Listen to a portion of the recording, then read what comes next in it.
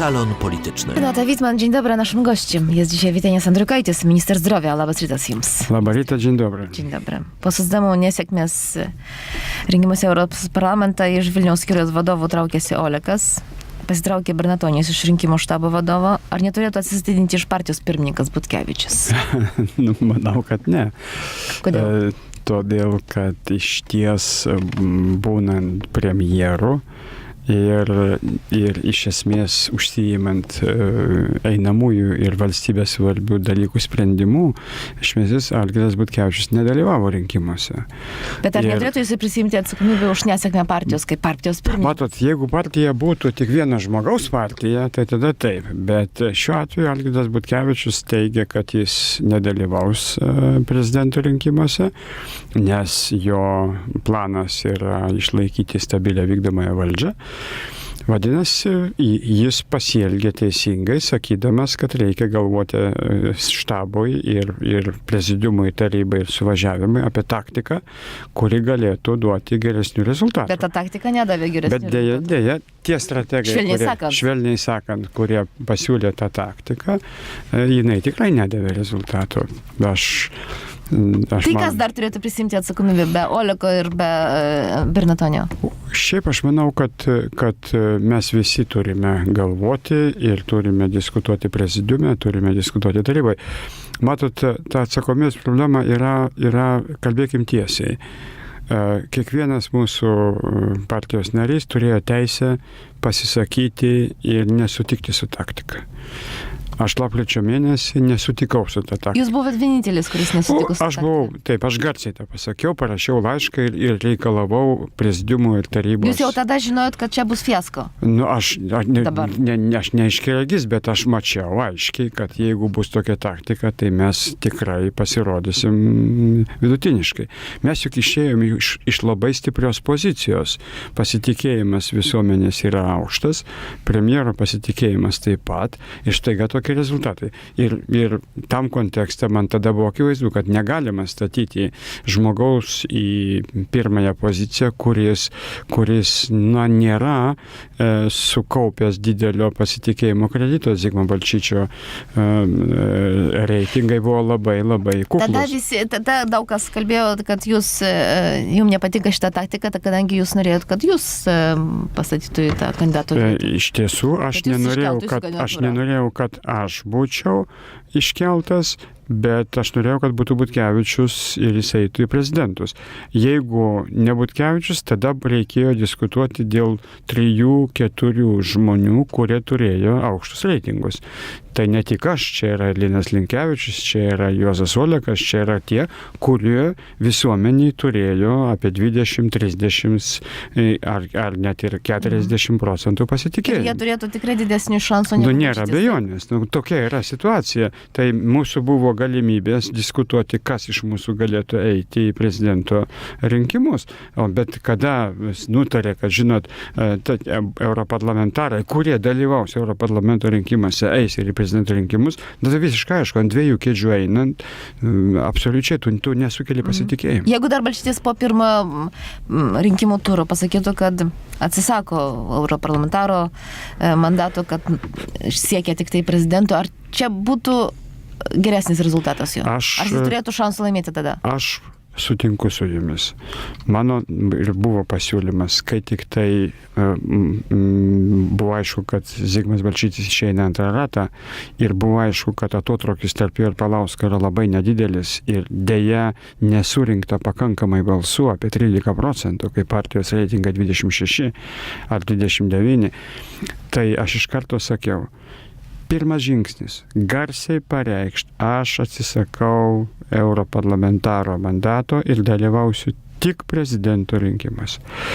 Manau, kad tai būtų rimtas signalas rinkimams. Ką į tai atsakė jums Balčytis, kodėl taip nepasielgė? Jis atsakė, kad svarstys. Tokią klausimą kėlė ir Gediminas Kirkilas, ir mes diskutavom. Jis sakė, kad svarstys, tačiau iš ryto jisai Jo, iš ryto jisai toj pat po rezultatų sekančią dieną padarė pareiškimą, kad jisai eis ir ten. Tai čia buvo didelė klaida. Grupė socialdemokratų dabar ragina šaukti uždarą prezidiumo posėdį, kuriame būtų aptarta jūsų lyderių atsakomybė dėl rinkimų rezultatų. Jūs esat tarp tų grupių narių, kurie ragina tokį... Aš esu šalininkas, kad būtų toks susirinkimas. Aš pats nepasirašiau, bet aš pasakiau, kad aš už tokį veiksmą, kad būtų uždaras posėdis ir būtų jame diskutuojama. Ir to tikrai reikia. Ko jūs tikitės iš tokio posėdžio vis tik? Žinot, reikia diskutuoti ne tik apie partijos vadovybę, reikia diskutuoti apie partijos skyrių patirtį.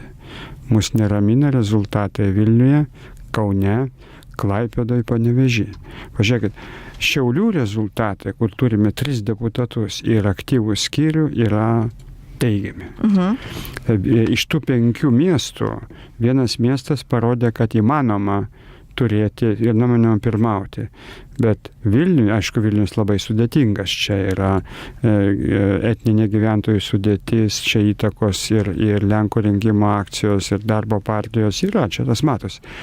Bet Kaune visiškai silpnai pasirodyta, Klaipėdoje visiškai silpnai pasirodyta. Vadinasi, turim uždaram posėdį galvoti, kas yra su skyrių pirmininkai, su tarybomis, kas yra skyriuose negerai, kodėl nėra naujų veidų, kodėl jaunimas neišsiveržė į priekį. O gal yra taip, kaip sako Vytautas Čepas, partijai reikia esminių ir didelių permainų, tas pats arklys jau nebepatraukia ir dar jisai pasakė, kad jau daug metų socdemų viršūnėlė nesikeičia, jie kaip uždaras ratas, į kurį patekti beveik neįmanoma, o kai ten papuolė, tai išneša tik kojomis į priekį. Teisingai, galima su tuo sutikti, kad taip yra ir todėl iš tiesų reikalinga rotacija. Aš ir pats manau, kad jau mano ilgas dalyvavimas politikoje gal jau yra pakankamas pagrindas pasakyti, kad žinote, iki pensiją.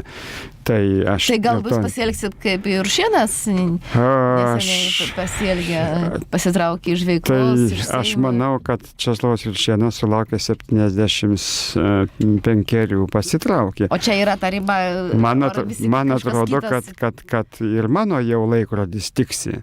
Ir aš tą suprantu. Todėl, žinoma, man pavyko laimėti vienmandatėje Vilniuje. Esu vienintelis socialdemokratas iš didžiųjų miestų laimėjęs Žirmūnuose. Žirmūnuose aš jau laimiu 5 kartą. Myli jūs Žirmūnai. Tai jau šis tas. Ne? Tai jau, ir be to aš esu vienas iš nedaugelio Seimo narių niekados nemainęs tos pačios apygardos. Aš visą laiką nuo 89 metų esu Žirmūnų rinkimo. O buvo pagundos pakeisti? Žinoma buvo. Buvo pasiūlymas važiuoti į Ignaliną, važiuoti į dar kitą rajoną, kur aš rajoną turiu palaikymą, bet Vilniaus rinkėjai yra kur kas sudėtingesni.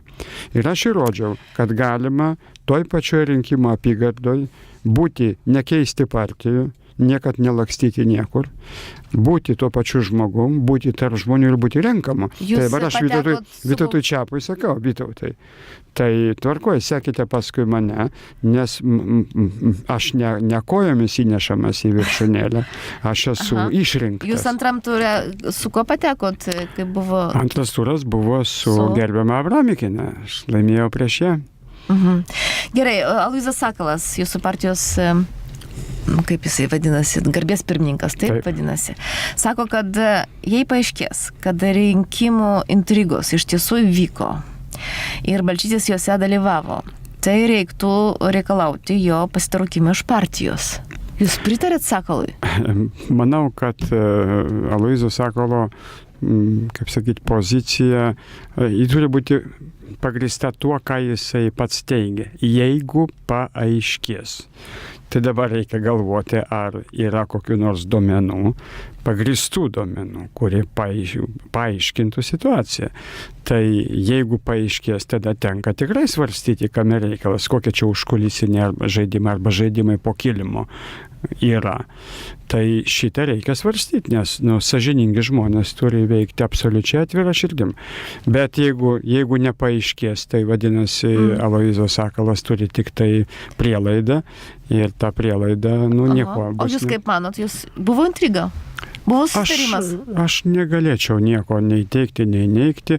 Man tik tai buvo nesuprantama štai tokia taktika, kad staiga rugsėjo mėnesį iškeliama idėja. Naivu būtų tikėtis, kad čia iš kvailumo, nes tokia patyrusi partija taktiką pasirinka, kuri neduoda šansų. Tai reiškia Matot, versijų čia gali būti daug įvairiausių. Ir aš dėja tikrai negalėčiau pasakyti, kad aš esu čia Šerlokas Holmsas ir iššifruosiu tą. Uždarajame jūsų prezidiumo posėdėje būtent tai svarstysit, ieškosit čia kažkokių įrodymų? Manau, kad uždaram posėdėje reikia ne svarstyti sąmokslo teorijas ar versijas kokias, nebent jeigu iš tikrųjų būtų pateikta medžiaga, pateikti faktai. Jeigu nesvarstysit, tai ir nebus pateikta, jeigu nueisit iš ten nuo temos, tai nes ir negrįš. Aš manau, kad šitą temą tikrai bus, todėl kad jinai jau viešai iškelta, tai vadinasi turim duoti atsakymą, turim arba patvirtinti, arba paneigti. Tie, kurie kelia tą versiją, jie turės įrodyti ir jeigu jų įrodymai yra aiškus, tada viskas aišku, turi būti priemonės, o jeigu jų įrodymai yra iš gandų, tai jie turės atsiprašyti, nes negalima, yra nemalonu narstytis po šitos marškinius. Tikrai nemalonu. Bet reikia. Aišku, kad taktika buvo nesuprantama. Aš visiems sakiau ir rašiau apie tai. Aš sakau, tokia taktika yra pralaimėjimo taktika iš karto, nes mes praradome politinę valią laimėti. Tai nesuprantama, nes iš tikrųjų socialdemokratai turėjo visų šansų paimti valdžią savo rankas. Iš tikrųjų, buvo šansas laimėti prezidento rinkimus. Tikrai buvo didelis šansas. Ir buvo didelis šansas tuo pačiu gerai pasirodė parlamento rinkimuose. Taip, nebent tiesiog nenorėjo. Keičiam temą. Jūs žadėjot, ministrė, mažinti vaistų kainas, ypač kompensuojamų. Tuo tarpu vaistai pabrango, už nemokamų buvusi insuliną teks dabar mokėti. Dabar į mane klausinėjate jau ir jūs, ir Lietuvos radijas, sako, tuo tarpu vaistai pabrango. Galiu atsakyti, tuo tarpu vieni vaistai atpigo, kiti pabrango. O kaip su insulinu? Ne visi pabrango. Dabar ir su insulinu. Taip. Viena firma kol kas nekompensuoja priemokų. Priemokos buvo visą laiką. Jūs žinote, kad priemokos egzistuoja visą laiką Lietuvoje. Lietuvoje vaistai aplamai yra labai brangus.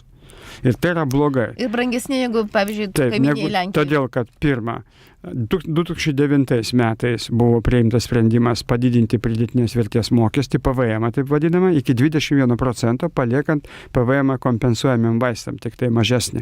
Pamenate, buvo 9%, po to 5%. Reiškia, tai dabar tie, kurie nekompensuojami, jie pabrangė ir dėl to, kad PVM Lietuvoje 21%, Lenkijoje perpus mažesnis. Ne, 2 kartus mažesnis. Tai aišku, kad kaina yra Lietuvoje didesnė.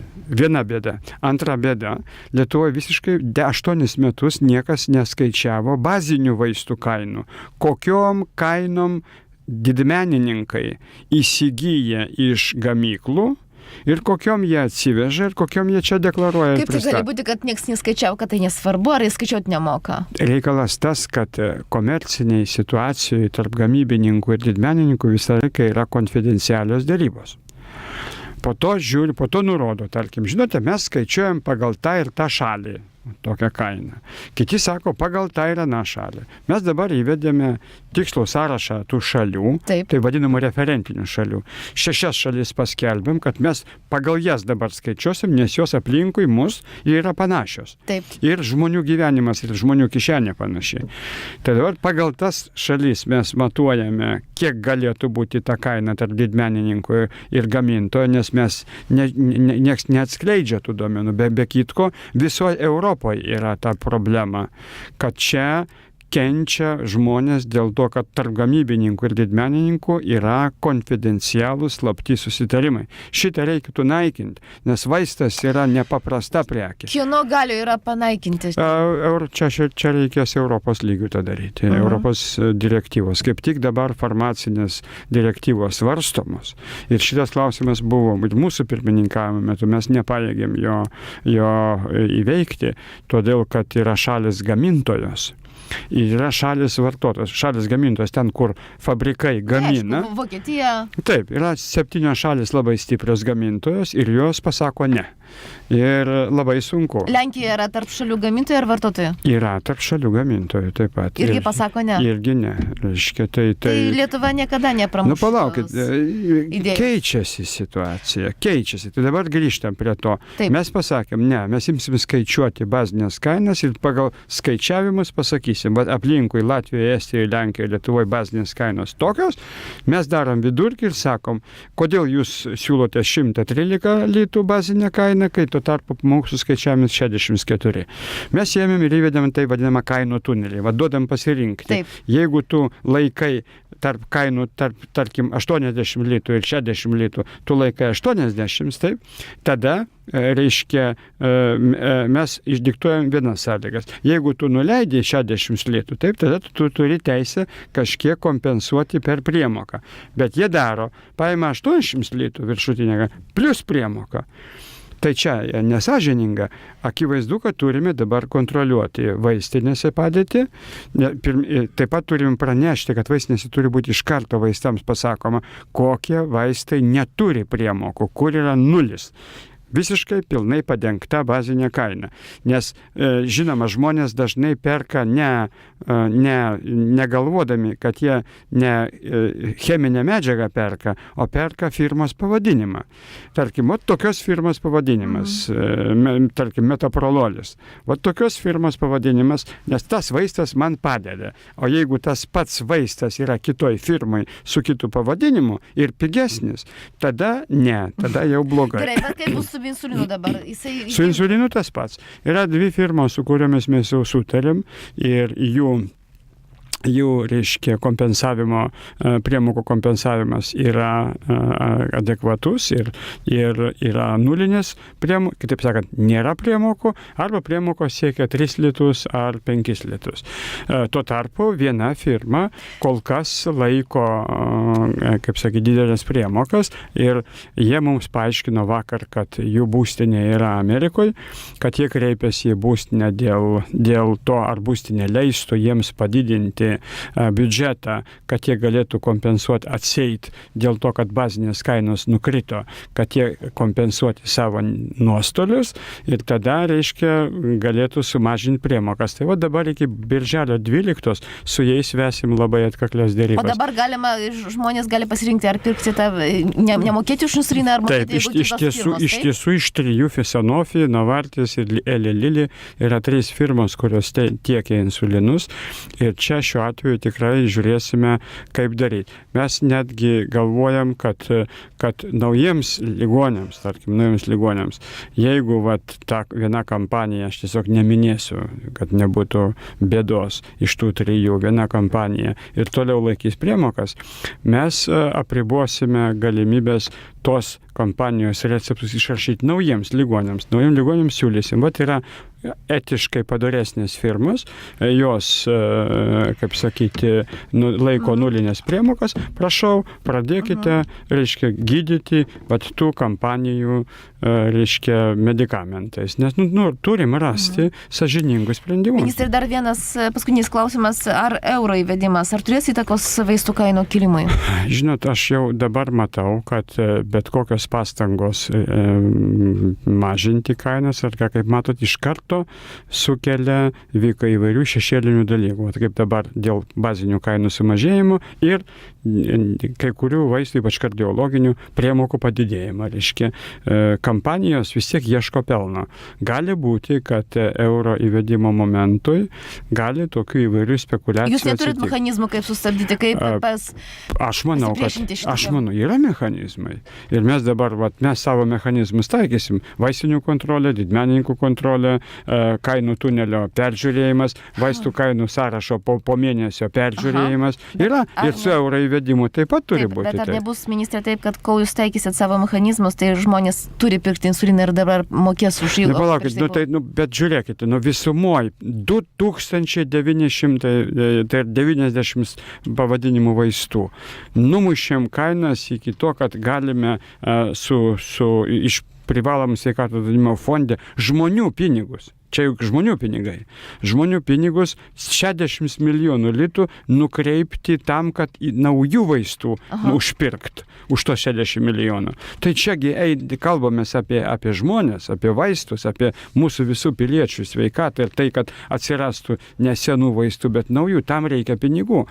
Tai kodėl mes turim matyti, kada firmos laiko aukštas kainas seniem vaistam, aukštas kainas, pabrėžiu, ir nepigina, ir tuo pačiu pereitais metais 30 su virš milijonų daugiau iš privalomos sveikatos draudimo fondo permokėjom, tai kodėl tos senų vaistų kainos nemažėja? Ministrė, aišku, geriau nesirgti ir nepirkti. Tai suprantama, bet turim kalbėti labai atvirai. Iš ties turim įvesti sąžiningus, kaip sakyti, reguliavimo principus. Ir to mes labai tikimės iš jūsų ir to jums linkime.